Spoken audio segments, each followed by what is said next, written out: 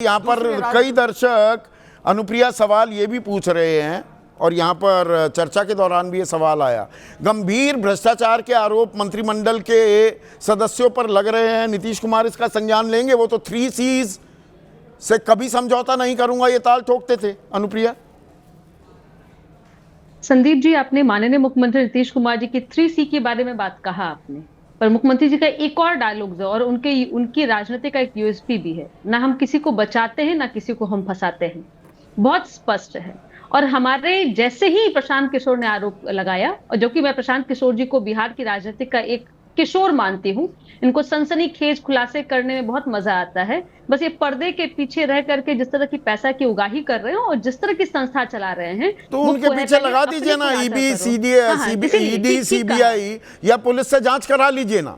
आप भी आरोप ही लगा रही हैं।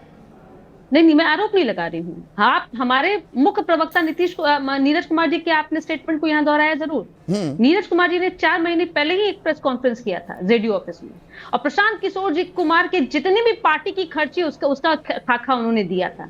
एक चून ही निकाला है उनके प्रवक्ता ने, और प्रशांत किशोर के मुंह से हल्लक से आवाज नहीं निकली है, क्योंकि उनको पता है कि आरोप नहीं, अभी यहाँ पर महेश वर्मा अनुप्रिया कह रहे थे कि FIR क्यों नहीं करवाते। तो अगर आपके पास सबूत है कि प्रशांत किशोर काले धन का इस्तेमाल कर रहे हैं चुनाव लड़ने में, तो करवाइए ना जांच। ठीक है, बस मैं वही आ रही हूँ संदीप जी। आपने कहा ना कि हमारे मुख्य प्रवक्ता भी ने कहा कि जिस पे आरोप लगा है उसको जवाब देना होगा। पहला धर्म यही होता है, और दूसरा, अगर वो आरोप नहीं लगाएंगे तो पार्टी भी कार्रवाई करेगी। यही CCC है जिसकी बात आप कर रहे थे। अभी हमने उनको कहा है, अशोक चौधरी जी पार्टी की तरफ से निर्देशित है, वो जवाब देंगे। और अशोक चौधरी नहीं, स्वास्थ्य मंत्री भी तो है मंगल पांडे। 25 लाख की घूस ली गई है कोरोना काल के दौरान। द्वारका में एक फ्लैट लिया गया, दिलीप जायसवाल ने ये पैसे दिए क्योंकि उन्हें किशनगंज के MGM कॉलेज पर कब्जा करना था। सिखों का कॉलेज है वो। माकूल जवाब महेश वर्मा जी ने दिया बीजेपी से, लेकिन मैं कुछ कंचना जी के बारे में कह रही थी। उन्होंने कहा राजा हरिश्चंद्र की बात कर दी, उन्होंने मुख्यमंत्री जी के ऊपर सवाल उठा दिया। अब देखिए, नौकरी के बदले जमीन पे संदीप जी, और चारा चोरी पे सीधे आरोपी कौन थे? लालू प्रसाद यादव जी थे ना। तो उनका पार्टी कहा खा सकता नहीं, करप्शन की पार्टी है। लेकिन तो लगातार आरोप लगी रहे हैं। आपने टैगलाइन दिखाया, ये गलत है। ये नीतीश अच्छा, कुमार आपके जी कहने से कभी भी समझौता नहीं करते। अभी सलाहकार संपादक की कोई जगह खाली नहीं है ABP न्यूज पर। नहीं, हमारी संपादकीय नीति जो है वो हम चला लेंगे। लोक सेवा समिति आप सुना होगा आपने, लोक सेवा समिति, लेखा समिति है जिसपे 71,000 करोड़ की भी बात करती है। आजकल सनसनीखेज फैलाने में बहुत मजा आता है। कांग्रेस को, RJD को, प्रशांत किशोर जी भी लगे हुए हैं। अरे 71,000 करोड़ की भी मैं बात बता दूं कि मुझे आज आपके चैनल से नहीं, जो ये ट्रस्ट है, एक सेकंड, मानव वैभव विकास ट्रस्ट जो है, जहां पर ये तथाकथित लेन देन हुआ है 200 करोड़ का, जो आरोप लग रहे हैं, इसकी ED जांच होनी चाहिए कि नहीं अनुप्रिया? निश्चित तौर पर अशोक चौधरी जी अपनी जवाब देंगे। और नहीं, मैं सवाल कुछ और पूछा, ED जांच होनी चाहिए क्या?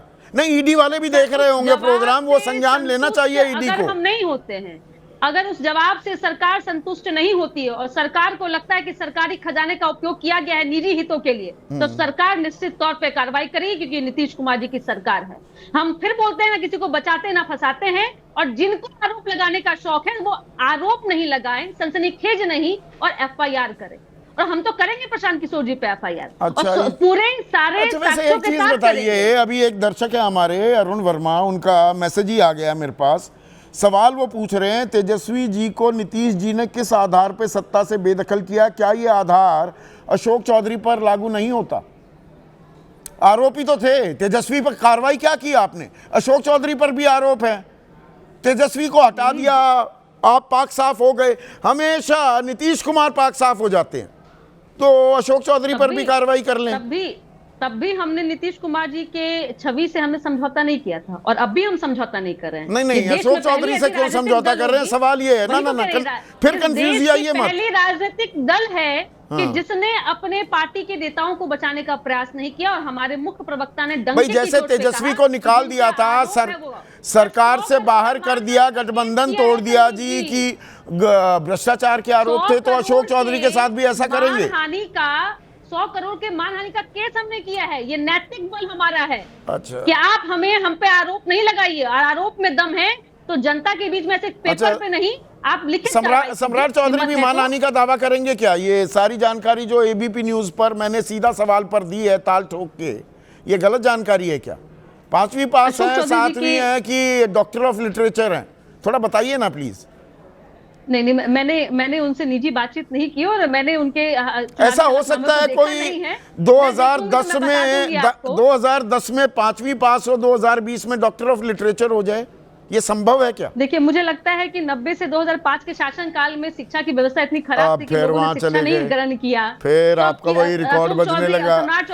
ना सवाल वो बताएंगे, अब हर कोई अपने आप ही बताएंगे, पर आप सीधे अदालत में क्यों नहीं चले जाते? पुलिसिया कार्रवाई की मांग क्यों नहीं करते हैं आलोक शर्मा? वरना गोल गोल घूमते रहेंगे क्या? देखिए, मुझे लगता है संदीप भाई, जब ईडी के डायरेक्टर 5-5 साल तक जिस देश के अंदर इलीगल तरीके से बैठते हैं और वो सुप्रीम कोर्ट कहती हो, और सीबीआई के डायरेक्टर को जिस देश के अंदर पेंशन भी ना मिलती हो, और पुलिस तो जान ही रहे हैं आप किसके अधीन है, आप कर लीजिए, कंप्लेंट कर लीजिए, होगा क्या? एफआईआर होगी, उसके बाद कोई जांच शुरू हो जाएगी, फिर क्लीन चिट मिल जाएगी, फिर ढोल बजेंगे कि साहब क्लीन चिट मिल गई। अब तो 100 से ज़्यादा एसआईटी बनी है उत्तर प्रदेश के अंदर, एक का जवाब नहीं। मर्डर जैसे और रेप जैसे हीनियस क्राइम होते हैं, उसकी जांच कहाँ तक पहुँचती है वो पूरा देश जानता है। आपने ईडी के बारे में कहा, आप ही ने शो किया कि लगभग 99% केसेस जो हैं वो अपोजिशन की पार्टीज के ऊपर 96%। तो जिस देश के अंदर जांच जो एजेंसीज हैं वो 96%। हाँ। तो जिस तरह से जांच एजेंसीज कटघरे में हैं, जांच करवा लीजिए। जिस देश के अंदर उपराष्ट्रपति महोदय नजरबंद हो जाते हो। हेमंत हमारे दर्शक हैं आलोक भाई चित्तौड़गढ़ राजस्थान के, वो यही सवाल पूछ रहे हैं, सुशासन की सरकार में भ्रष्टाचार के आरोप लग रहे हैं, तो क्या ईडी और सीबीआई अपनी तत्परता दिखाएंगी? देखिए, मुझे लगता है कि तत्परता दिखाने का तो सवाल ही नहीं उठता। जब देश के प्रधानमंत्री की डिग्रियों का नहीं पता हो कि वो एंटायर पॉलिटिकल साइंस की डिग्री कहाँ से कौन से देश से लेकर आए हैं, तो सम्राट चौधरी की डिग्रियों की कैसे जांच हो सकती है? क्या सब पूरे देश को समझ नहीं आ रही है कि मोदी नहीं, यहाँ डिग्री की जांच की बात नहीं है। उन्होंने हलफनामे में एक जगह कहा मैं 7वीं तक पढ़ा हूँ, एक जगह कह रहे हैं डॉक्टर ऑफ लिटरेचर हूँ। ये तो अपने आप ही, ये तो शपथ पत्र है ना, हलफनामा है, नोटराइज्ड है बाकायदा। देखिए भाई साहब, अगर नोटराइज शपथ पत्र पर भी कार्रवाई नहीं हो रही है तो इस देश के इलेक्शन कमीशन को चुल्लू भर पानी में डूब के मर जाना चाहिए। आज अगर इलेक्शन कमीशन दूसरा विपक्षी दल का कोई आदमी होता तो इसका 2 एपिक नंबर हैं, 4 दिन तक नोटिस आ गया तेजस्वी यादव को भी और पवन खेड़ा जी को भी, क्या कि एपिक नंबर 2 हैं। लेकिन आज तक इस व्यक्ति को कोई इलेक्शन कमीशन ने नोटिस नहीं भेजा कि भाई तुम्हारी डिग्रियों का क्या गड़बड़ झाला है, तुम कहाँ से पढ़े हो, कभी खाली छोड़ते हो, कभी डिलीट अमेरिका से जाकर करते हो। तो दिक्कत ये हो गई है कि देश के अंदर जब पीएम केयर फंड का ही अकाउंट्स नहीं दिया जा सकता तो सीएजी की रिपोर्ट को कौन पूछेगा? सीएजी की रिपोर्ट कहती है कि 71,000 करोड़ रुपए का लगभग 50,000 जो कंप्लीशन सर्टिफिकेट्स हैं उनका पता ही नहीं है देश में कहाँ चला गया है। और ये 2022-23 की रिपोर्ट है, 24-25 की नहीं है।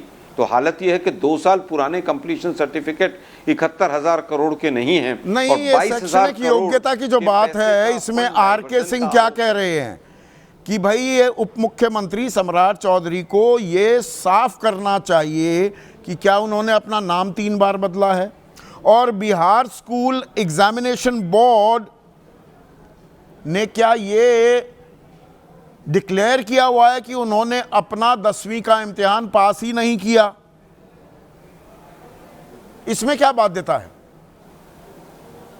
देखिए, मुझे लगता है कि पूरी तरह से आज इलेक्शन कमीशन कटघरे में खड़ा हुआ है चारों तरफ से। एसआईआर से लेकर, क्या इलेक्शन कमीशन 10 मिनट में जांच नहीं कर सकता है? क्या इलेक्शन कमीशन के पास सारी पावर्स नहीं है?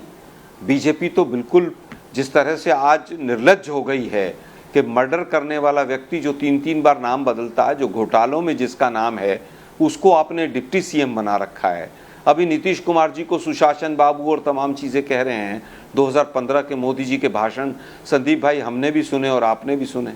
क्या क्या मोदी जी ने आरोप लगाए थे नीतीश जी के ऊपर।